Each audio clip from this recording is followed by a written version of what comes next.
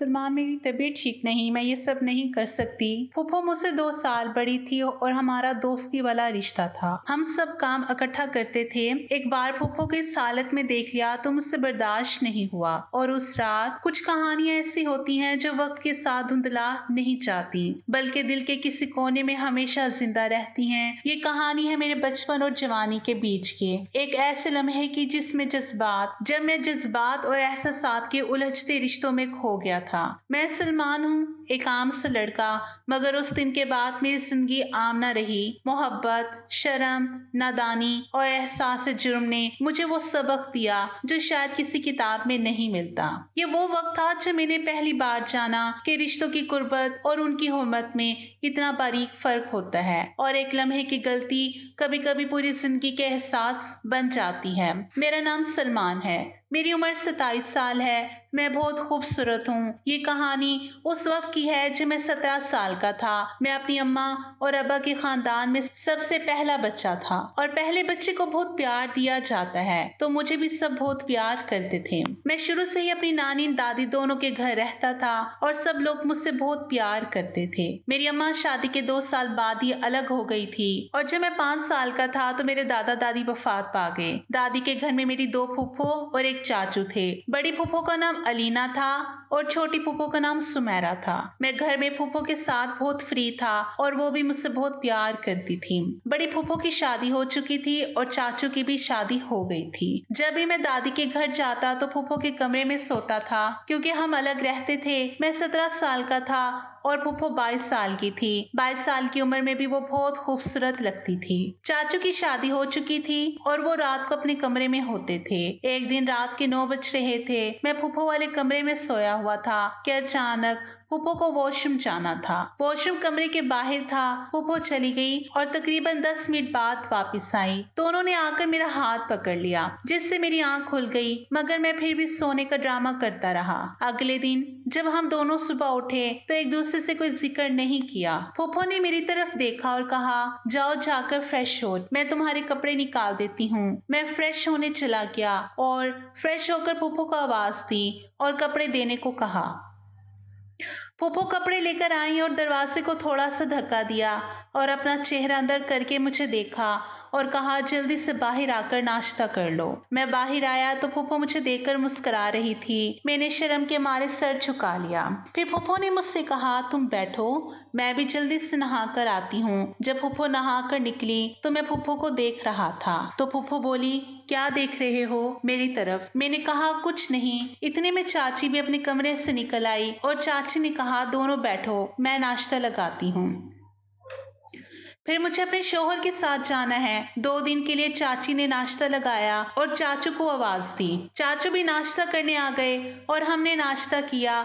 मैं फूफो के साथ वाली कुर्सी पर बैठा हुआ था। मैंने जल्दी जल्दी नाश्ता खत्म किया और फूफो से कहा, मैं बाहर जा रहा हूँ क्रिकेट खेलने। चाचू ने मुझसे कहा, तुम बाहर मत जाओ, फूफो घर में अकेली है, अब हम लोग जा रहे हैं, 2 दिन बाद आएंगे, तब तक तुमने घर से बाहर नहीं जाना और फूफो का ख्याल रखना है। मैंने फूफो की तरफ देखा और कहा कि मैं फूफो का बहुत ख्याल रखूंगा। हम लोग नाश्ते से फारिग हुए तो चाची उठकर अपने कमरे में चली गई और तैयारी करने लगी और मैं उठकर टीवी लॉन्च में आ गया और मूवी देखने लगा। फूफो ने बर्तन वगैरह समेटे और टीवी लॉन्च में आकर मेरे साथ सोफे पर बैठ गई और मूवी देखने लगी। चाचू भी वहीं आ गए और फूफो से बोले, तुम अकेले बोर हो जाओगी, ऐसा करो कि अपनी दोस्त को बुला लो 2 दिन के लिए। फूफो ने कहा कि नहीं भाई, मैं ऐसी ही ठीक हूँ और सलमान है ना मेरे साथ, मुझे कोई मसला नहीं है। चाचू बोले, नहीं, कम से कम घर में ज्यादा लोग होंगे तो मुझे कोई परेशानी तो नहीं होगी। अब फूफो भी कुछ नहीं कर सकती थी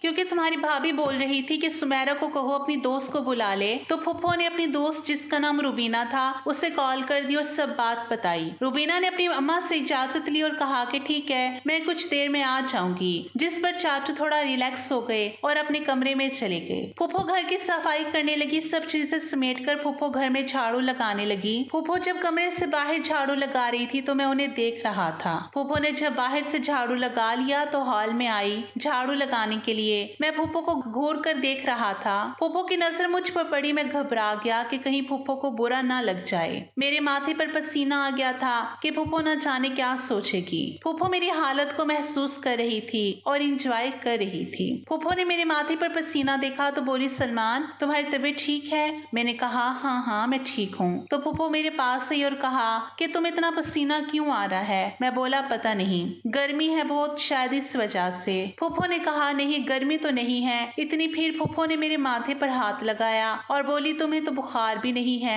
फिर क्या हुआ? एकदम से फूफो ने अपने दुपट्टे से मेरे माथे से पसीना साफ किया तो मैं फूफो का चेहरा देखने लगा। उसी दौरान दरवाजे पर दस्तक हुई तो फूफो ने मुझसे कहा, सलमान तुम ठीक से होकर बैठो, मैं दरवाजा खोलती हूँ। जब दरवाजे पर दस्तक हुई तो मैं उठकर वॉशरूम की तरफ भागा और फूफो दरवाजे की तरफ चली गई तो दरवाजे पर उनकी दोस्त आई हुई थी। रूबीना बहुत खूबसूरत लड़की थी जिसके हुस्न का शाहकार था। गोरा रंग, भरा भरा जिस्म, वो बहुत खूबसूरत थी। वो घर में दाखिल होकर फूफो से गले मिली और अंदर आ गई। दरवाजे की आवाज सुनकर चाचू भी अपने कमरे से बाहर आ गए थे। रूबीना ने उनको सलाम किया और चाचू ने रूबीना के सलाम का जवाब दिया। उसके बाद फूफो और उनकी दोस्त को अपने कमरे में ले गई। वहां जाकर फूफो ने चादर उतार कर दुपट्टा ले लिया। वहां जाकर रूबीना ने चादर उतार कर दुपट्टा ले लिया। मैं वॉशरूम से निकलकर टीवी लॉन्च में आया और वहां बैठकर वही मूवी दोबारा लगाने लगा। इतनी देर में चाचू कमरे से बाहर आए और चाचू ने सामान उठाया हुआ था। चाचू ने हम सबको आवाज दी और कहा कि अच्छा हम जा रहे हैं घर का और अपना ख्याल रखना। और चाचू ने फूफो को 2000 रुपए दिए घर के खर्चे के लिए। फिर चाचू ने मुझसे कहा, सलमान तुमने घर से बाहर नहीं निकलना और घर की जिम्मेदारी अब तुम पर है।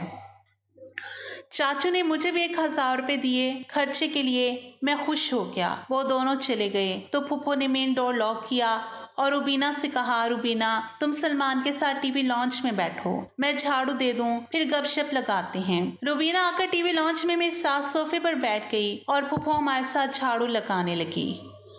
मैं अब डर रहा था क्योंकि अब तो घर में रूबीना भी थी और मुझे उसकी तबीयत का पता नहीं था। मैं फूफो के चेहरे को गौर से देख रहा था। फूफो ने मेरी तरफ देखा और मुस्कुराकर झाड़ू लगाने लगी। फूफो झाड़ू लगा रही थी, मैं उसके चेहरे को देख रहा था और मुझे नहीं पता था कि रूबीना की नजर मेरे ऊपर थी।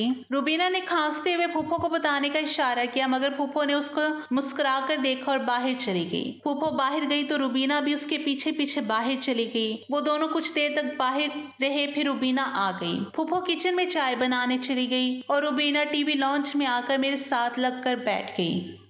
पता नहीं फूफो और उसके दरमियान क्या बात हुई थी कि वो मेरे साथ इतना करीब होकर बैठ गई थी। रूबीना मूवी भी देख रही थी और मेरे साथ लगकर बैठी थी। मूवी देखते देखते मूवी में एक रोमांटिक सीन आया। मैंने वो सीन देखा और रूबीना मेरे साथ बैठी हुई थी। मैं रिमोट ढूंढने लगा और रिमोट उठाकर मैं चैनल बदलने लगा कि रूबीना की आवाज आई, अरे ये चैनल क्यों बदल रहे हो? मैं बोला दूसरी मूवी देखते हैं। वो बोली क्यों, इसमें क्या है? मैंने कहा कुछ नहीं और मैं कमरे से बाहर आ गया। मैं अपने रूम में चला गया। फूफो ने मुझे कमरे में जाते हुए देख लिया था। जब वो चाय वगैरह बनाकर फारिग हुई तो उन्होंने मुझे किचन से ही आवाज लगाई और कहा, सलमान आ जाओ चाय पी लो। मैंने कहा आता हूँ 5 मिनट में। फूफो चाय टीवी लॉन्च में ले गई। मैं जब टीवी लॉन्च में जाने लगा तो फूफो रूबीना के साथ बातें कर रही थी।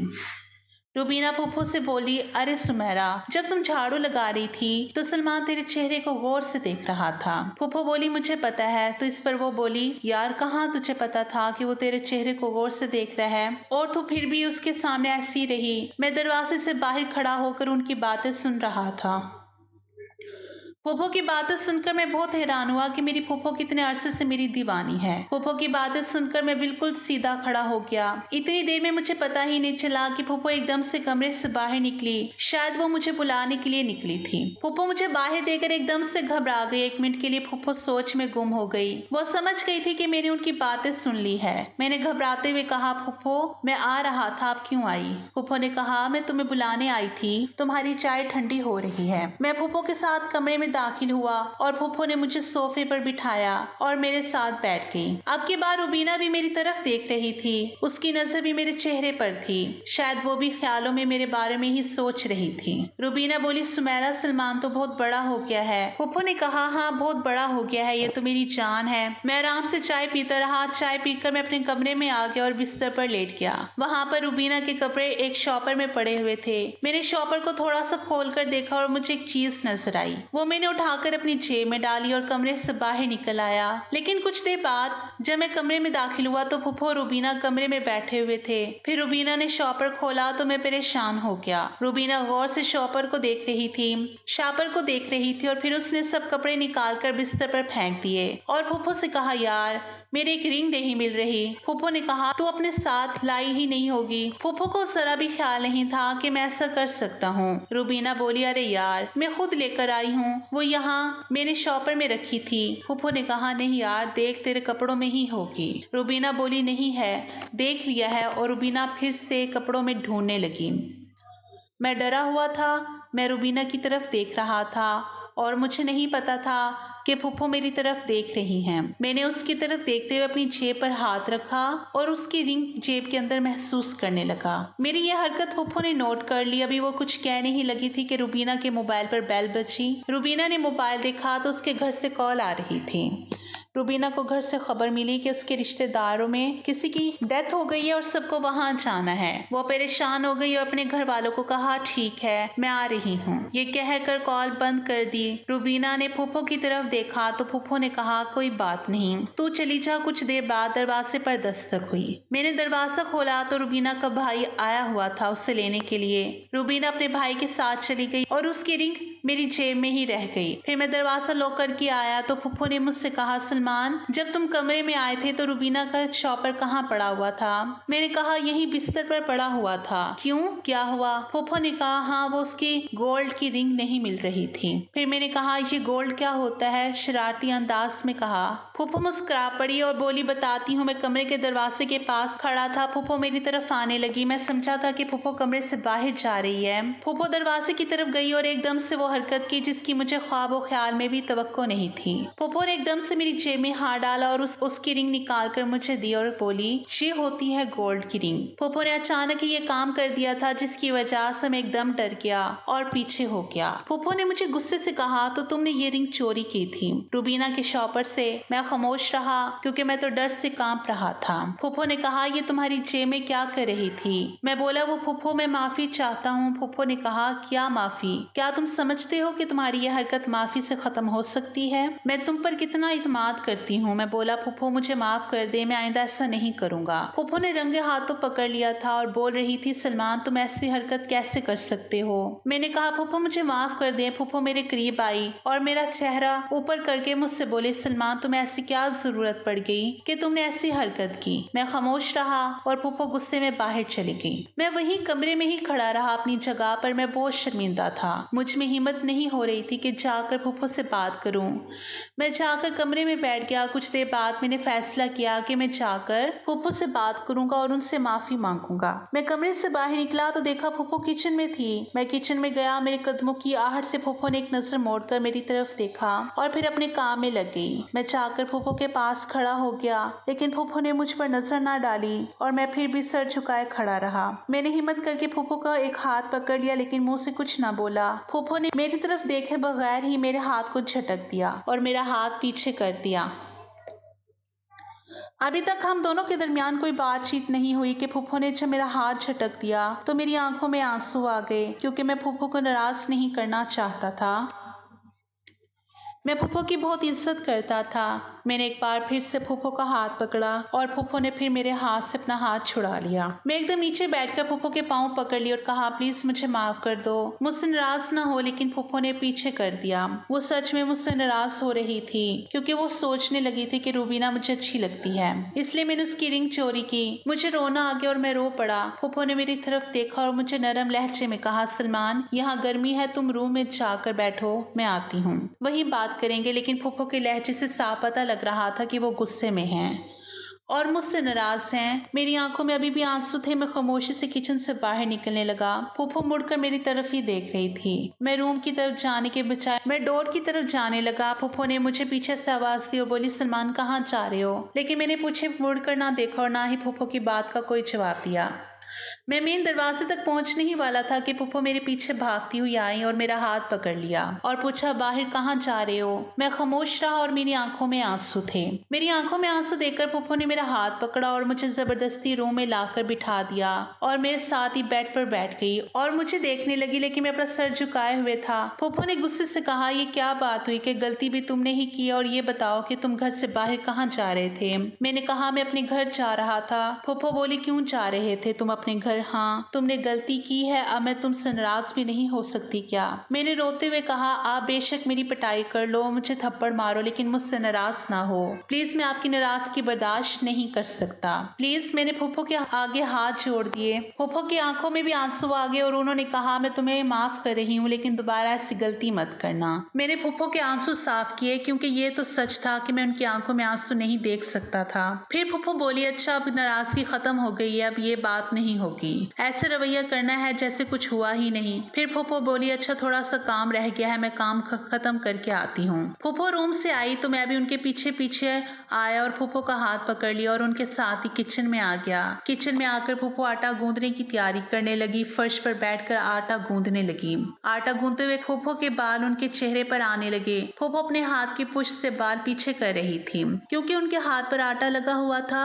2-3 बार उनके बाल उनके चेहरे पर आए, जिन्हें फूफो ने पीछे कर दिए। ऐसे ही बाल पीछे हुए फूफो के हाथ पर लगा हुआ आटा उनके माथे पर लग गया। फूफो ने मेरी तरफ देखा और बोली, मेरे हाथों में आटा लगा हुआ है, जरा यहाँ आओ और यहाँ माथे से आटा साफ कर दो। मैं आगे बढ़ा और फूफो के माथे से आटा साफ कर दिया। फिर मैं बावर्ची खाने से निकलकर सीधे टीवी लॉन्च में आया और टीवी ऑन कर लिया। मेरी नजरें तो टीवी की तरफ थी, लेकिन मेरा दिमाग फूफो की तरफ ही था और मैं बोल रहा था, फूफो आप बहुत खूबसूरत हो। मैं जैसे ही सोफे से उठा, मैंने जरा से पीछे घूमकर देखा तो सोफे की बैक साइड पर फूफो दीवार से लगकर खड़ी हुई थी और वो मुझे ही देख रही थी। मैं एक बार फिर डर गया और अब मैंने सोचा कि सलमान बेटा, अब तो बचने की कुछ चांसेस नहीं है, क्योंकि सुबह से दूसरी बार हो गया था जब मेरी गलती पकड़ी गई थी। फूफो ने मुझे कुछ ना कहा और फूफो के मुंह से आवाज नहीं निकल रही थी। फूफो ने मुझे कुछ देर तक देखा और मैं फूफो को देख रहा था। फिर फूफो बोली, वो मैं तुम्हें खाने पर बुलाने के लिए आई थी, तुम जाकर चेंज कर लो और नहा लो, मैं खाना लगाती हूँ। मैं हैरान रह गया कि फूफो ने मुझे कुछ क्यों नहीं कहा और फूफो ऐसे अंदाज में बोल रही थी जैसे उनकी चोरी पकड़ी गई हो। फिर मैं फूफो के पास चला गया। फूफो ने मेरी तरफ देखा और एक मुस्कुराहट फेंकी और मुझे कहा, सलमान प्लीज हेल्प करो मेरी खाना लगाने में। मैंने उनके हाथ से कुछ बर्तन लिए और डाइनिंग टेबल पर रख दिए। फूफो भी आ गई और फिर फूफो ने एक ही प्लेट में सालन डाला और पहला लुकमा फूफो ने खुद ही मेरे मुंह में डाला। मैं खुश हो गया। 2 दिन बाद चाचू और चाची भी आ गए और ये 2 दिन मैंने बहुत हंसी खुशी से फूफो के साथ गुजारे और मैं घर चला गया और फिर मैं अपने कॉलेज जाने लगा और पढ़ाई में मशगूल हो गया। नाज़िन, जिंदगी के कई बरस गुजर गए, लेकिन उस दिन की याद आज भी मेरे दिल में नक्श है। मैंने सीखा कि नदामत इंसान को तोड़ती नहीं बल्कि बदल देती है। मैं आज भी अपनी फूफो की आंखों में वो दर्द याद करता हूँ जो मेरी एक नादानी ने उन्हें दिया था। शायद उस दिन अगर मैं खामोश ना रहता, अगर मैं सच बोल देता तो सब कुछ मुख्तलिफ होता, लेकिन वक्त कभी पलट कर नहीं आता, सिर्फ एहसास छोड़ जाता है। और मैं आज भी यही सोचता हूँ कि कुछ रिश्ते दुआ बनकर मिलते हैं और कुछ गलतियाँ हमेशा के लिए सबक बन जाती हैं।